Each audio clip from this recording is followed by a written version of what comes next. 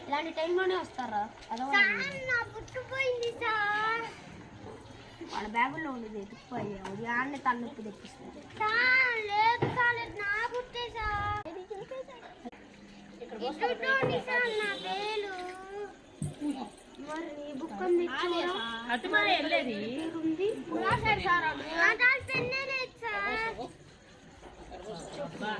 దొంగతనాలు బాగా చేస్తున్నావు కదా.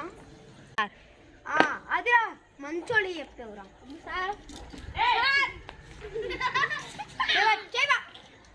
చేయబట్టి మరి